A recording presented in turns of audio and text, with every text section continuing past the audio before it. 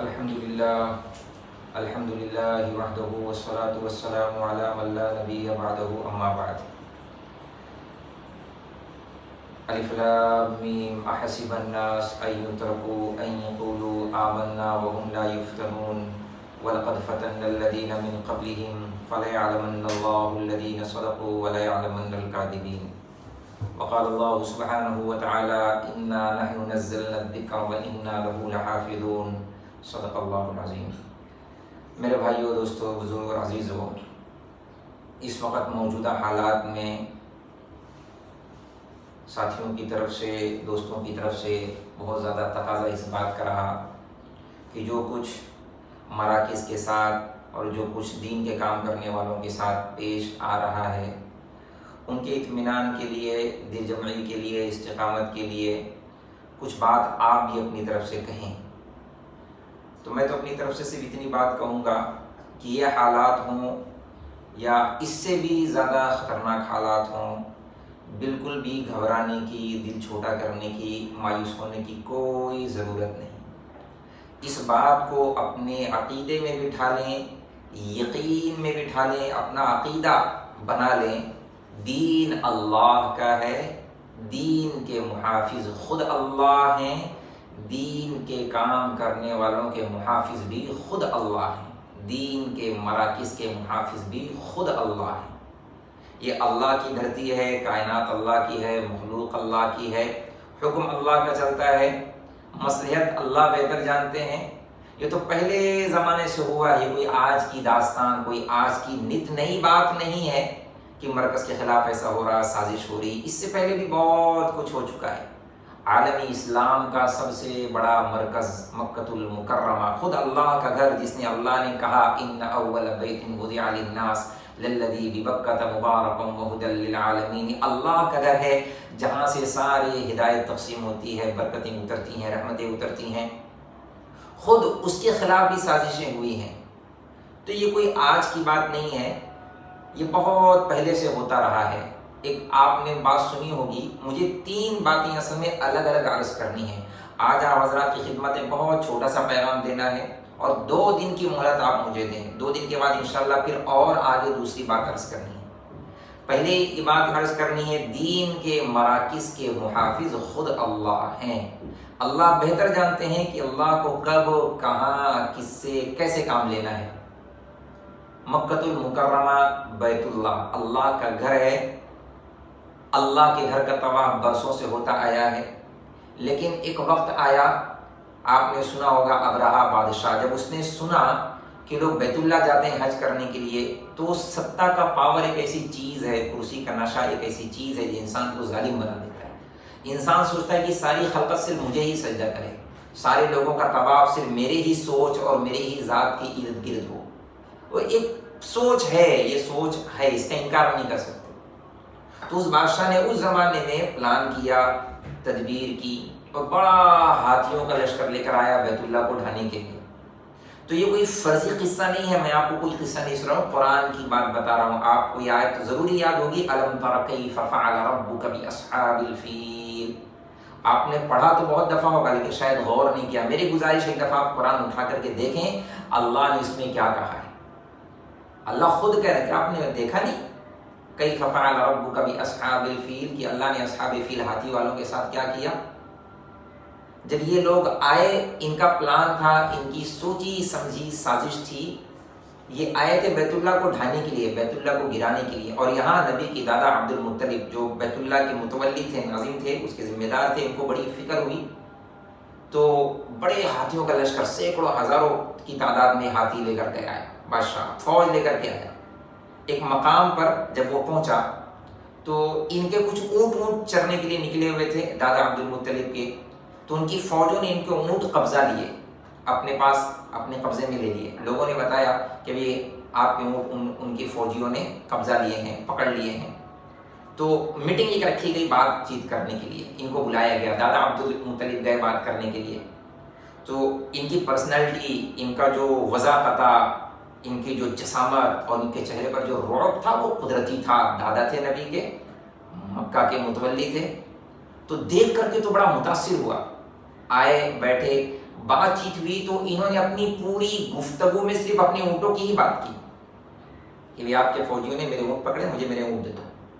کہا ٹھیک ہے کوئی بات نہیں، ہم کو آپ کے اونٹ سے کچھ لینا دینا نہیں ہے، ہم تو آپ کا کعبہ گرانے آئے ہیں۔ انہوں نے اپنے اونٹ لیے اور جانے لگے تو اس میں سے ایک بندے نے روک کے کہا کہ بھائی پہلے تو میں آپ کی شخصیت کو دیکھ کے بڑا متاثر ہوا تھا، بڑا متاثر ہوا، لیکن آپ کی یہ چھوٹی سی سوچ کہ اتنے بڑے مرکز کے آپ متولی ہو اور آپ خالی اپنے اونٹوں کی بات کرتے ہو، بیت اللہ کا خیال نہیں آیا؟ تو دادا عبد المطلب نے انتہائی اطمینان سے جواب دیا، اونٹ میرے ہیں اور کعبہ اللہ کا ہے، اونٹ میرے ہیں اور کعبہ اللہ کا، وہ خود اپنی حفاظت، اپنے گھر کی حفاظت کرنا خود جانتا ہے، وہ اپنا اونٹ لے کر کوئی اطمینان سے چلے آئے۔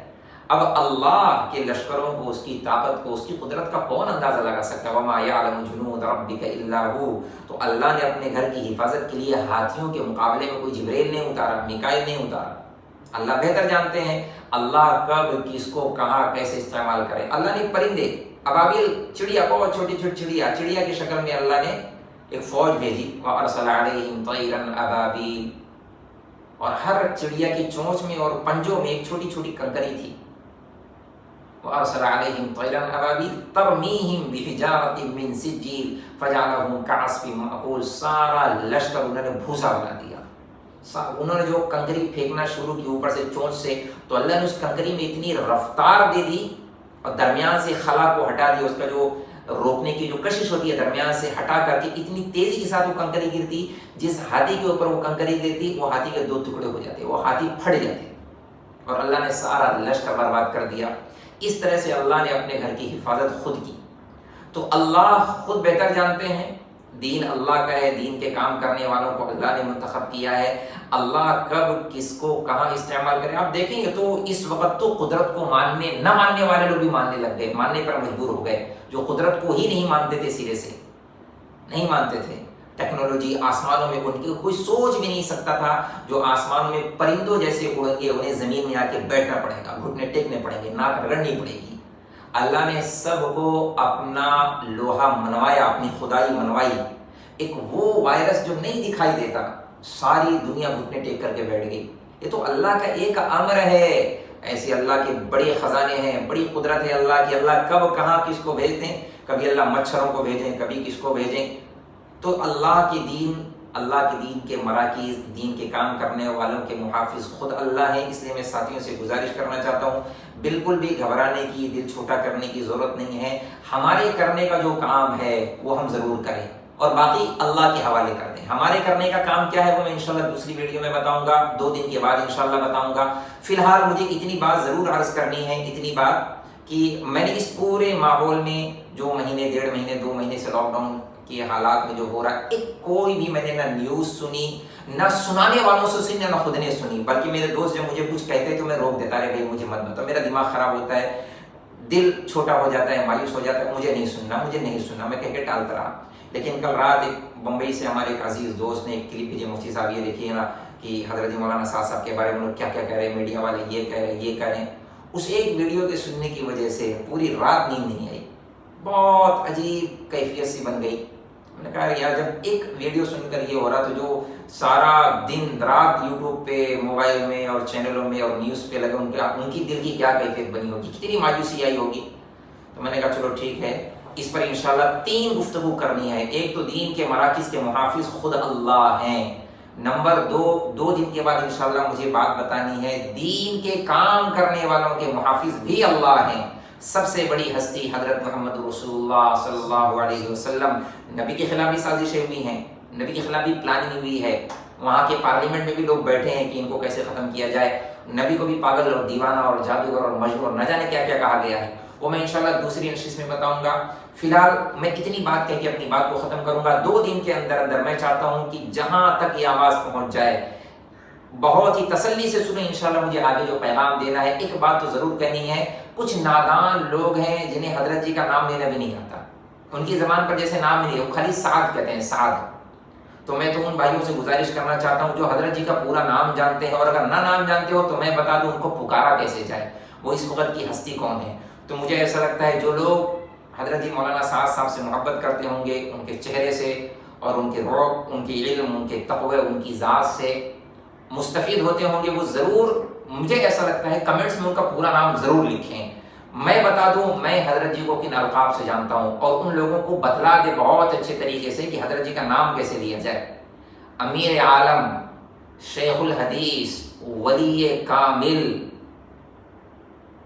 امیر عالم، شیخ الحدیث، ولی کامل حضرت جی مولانا محمد سعد صاحب دامت برکاتہم حفظہ اللہ، ان کا پورا مکمل نام ہے۔